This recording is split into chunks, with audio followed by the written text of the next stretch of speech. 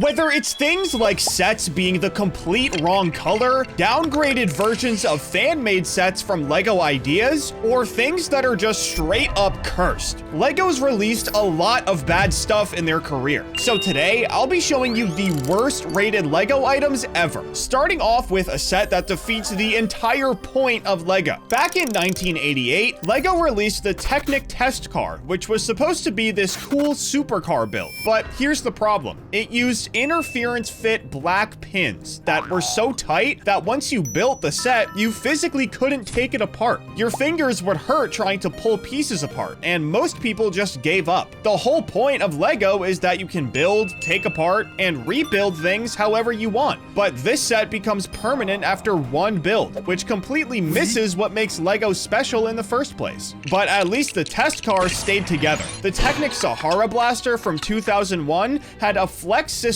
steering mechanism that broke constantly and couldn't actually steer properly. So you'd try to drive it and the steering would just snap. And if you added a 9-volt motor to it, which LEGO sold separately for these sets, it became incredibly easy to crash because the steering didn't work. The B model was awful too, so there wasn't even a backup build to save the set. You were just stuck with a car that couldn't turn. Speaking of Technic disasters, the stunt bike scored a 3 out of 10 on the LEGO car blog, which is the lowest review score in their entire library, and they've reviewed hundreds of sets over the years. This is a pullback motorbike that comes with a cardboard ramp. That's the whole set.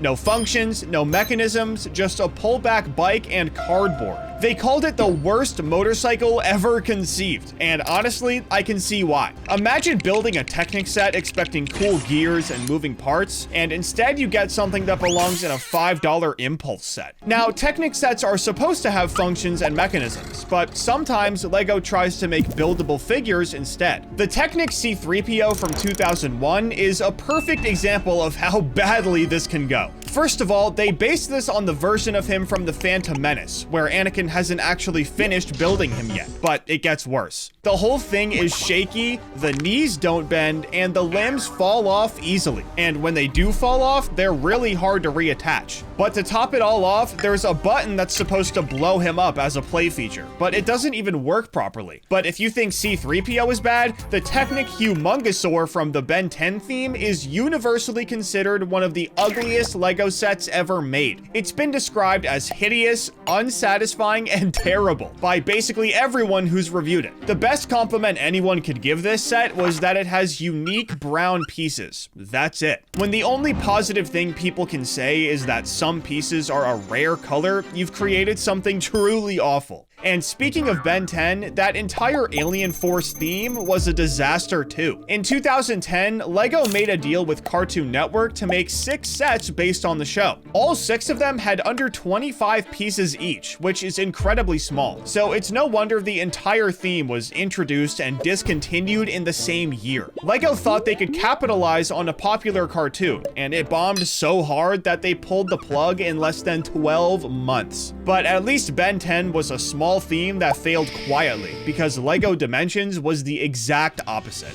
This theme was supposed to be LEGO's big entry into the toys to life market. They partnered with Warner Bros. And TT Games in 2015, and it was this expensive concept where you had to buy physical LEGO sets to unlock content in a game. LEGO thought this would be massive, but it completely failed. The whole thing was canceled in October 2017, which means it only lasted 2 years. Some of the exclusive minifigures are even valuable now, but only because the theme failed so badly that not that many people bought them in the first place. Keeping the fail train going, the LEGO Masters Building Academy ran from 2011 to 2013 as a replacement for Brickmaster magazine. But here's the thing, it was more expensive and less popular than the thing it was replacing. It was supposed to be a USA test market before going worldwide, but instead it just died after 2 years. When your replacement product is worse and more expensive than what you're replacing, people just won't subscribe, which you should do the opposite of. Now let's talk about some color disasters, starting with the original MTT in LEGO Star Wars from 2000. This set cost $40 and came with 470 pieces and 7 minifigures, which sounds pretty good on paper. But when you look at the actual build, it's a mix of tan, gray, black, and green.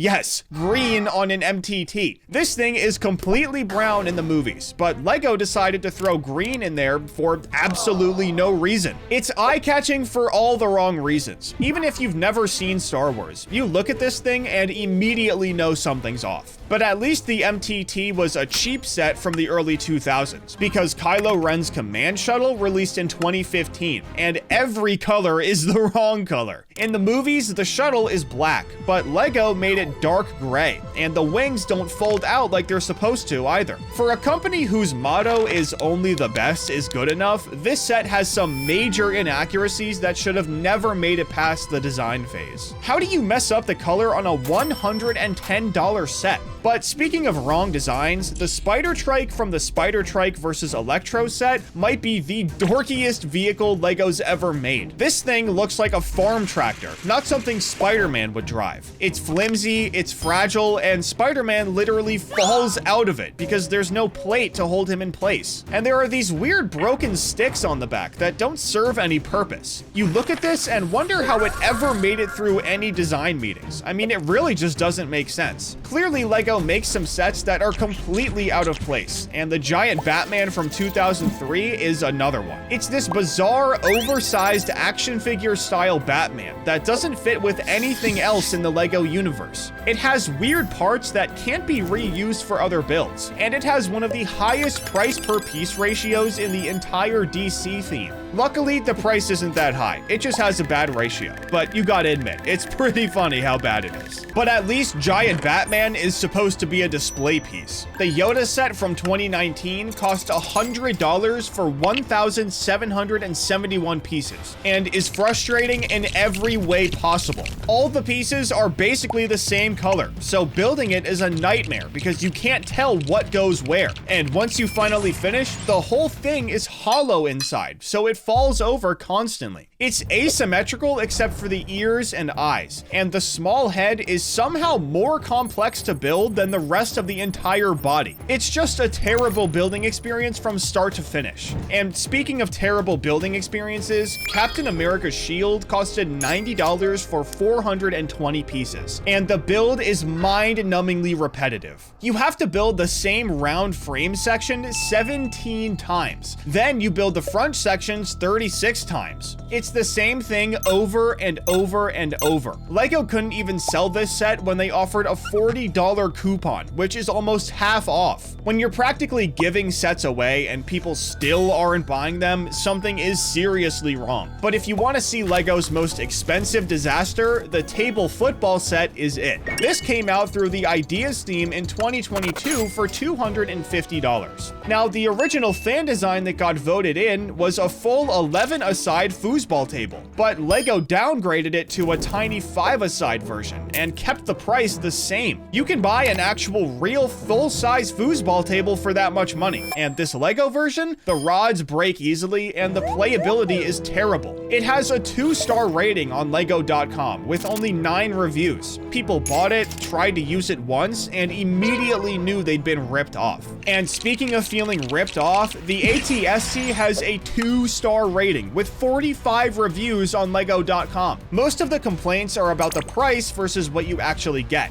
People feel like they're paying way too much for way too little, which is a terrible feeling to have after buying a Lego set. You should be excited to build, not angry that you wasted your money. But the racing yacht from 2024 had the same problem. It costed $120, and according to Brick Brothers, so much is relegated to a large sponsor-heavy sale, it felt flat. The set has a single simple technic function, which is pathetic for that price point. The sail dominates the entire build in the most boring way possible, and people felt like they got scammed. When a technic set's main feature is just a giant stickered sail, you know the design went wrong somewhere. But sometimes, sets fail for reasons that have nothing to do with the actual build. The BTS Dynamite set was released at the absolute worst time possible. Right after it came out, all the members of BTS enlisted for the military in South Korea. This meant they couldn't promote the set at all. There was no hype, no marketing campaigns, nothing. The timing completely killed this set before it even had a chance to succeed. But now, let's talk about sets specifically from Lego Ideas, because the Adventure Time set from 2017 is considered the worst ideas set ever made. According to Brick Ranker, it sits way below the rest in terms of quality and originality. It's a basic build that looks like it belongs in a junior line, not on the Ideas platform. Ideas sets are supposed to be creative and unique builds that push boundaries, but this feels like something you'd find on a $20 impulse set. It's a complete waste of the Ideas platform. But by far, the most disappointing set ever is the LEGO Star Wars Emperor's Arrival set. The box says you can recreate Luke's final battle with Vader, but what you actually get is a 4-step hallway. That's the entire set. No duel, no action, just a hallway. You walk down 4 steps and you're done. It's a complete bait and switch. But now let's switch gears and talk about the creepy sets, because there are quite a few. Aragog in the Dark Forest is the lowest rated Harry Potter set LEGO's ever made. The spider is super blocky and has these cursed eyes that stare directly into your soul. The trap has no entrance or exit, which makes no sense, and instead of molded pieces for baby spiders, LEGO just used stickered 1x1 tiles instead. People were so creeped out by this set that they said they wanted to spray it with bug spray. When your LEGO set makes people want to kill it with Raid, that's how you know you failed. But if you think this thing is creepy, Clara Cow's ice cream shop from the Fabuland theme takes it to another level. Clara Cow runs an ice cream shop, which seems innocent enough, but then you think about it. Where does she get the milk? You almost think she's using her own milk to make ice cream, which makes this set very inappropriate. Now, obviously, this isn't confirmed or anything, but it really doesn't take that much thinking to get to this conclusion. A kid could definitely do it. But while we're on weird stuff like this, the My Dad Christian figure from the Scala line turned into a meme for being the creepiest of them all. This is an adult male Scala doll that just looks wrong. There's something deeply unsettling about it, and it's been talked about in multiple articles about the creepiest LEGO sets ever made, and usually it's pretty close to the top. But the Summer Clown from 2009 has the same problem. According to people who've seen it in person, it looks so much worse in real life than in illustrated form. The box art makes it look somewhat normal, but when you actually build it and put it on your shelf, it's nightmare fuel. And speaking of nightmare fuel, the Rocket Raccoon set apparently traumatized a reviewer's daughter so badly that she had to leave the Smith's Toys LEGO aisle completely. She couldn't even be in the same area as the set. I mean, how bad does it have to be if it's literally scarring the target audience? But it's not just the sets themselves that can be bad. Sometimes it's how they're packaged. The Marvel Studios collectible minifigures in 2024 were the first series packaged in boxes instead of bags, and this caused absolute chaos in stores. Open packages were lying around everywhere because people were using scales to weigh the boxes and figure out which minifigure was inside. This is absurd and frowned upon in the trading card community, but LEGO decided to do it anyway. They made a system that actively encouraged people to open packages in stores, which ruined the experience for everyone. And speaking of disappointing packaging, the Chewbacca plush has a 2-star rating for one simple reason. The way it's packaged makes the fur matted immediately after opening the box. You order a plush expecting it to be fluffy like a normal stuffed animal, and instead it arrives looking like it went through a washing machine. It's not fluffy at all, which completely defeats the purpose of having a plush in the first place. But the most insulting product of all time might be the battery box, which has a 2-star rating, even though it's only one single piece. 3 out of 4 reviews are negative because people are paying a premium for literally one battery box. They want more controls, they hate the powered up compatibility, and they think it's way too expensive. When your product is a single piece and people are still giving it 2 stars, you've fundamentally misunderstood what customers want. But what LEGO item do you think is the worst? Be sure to let me know down in the comments, and don't forget to subscribe.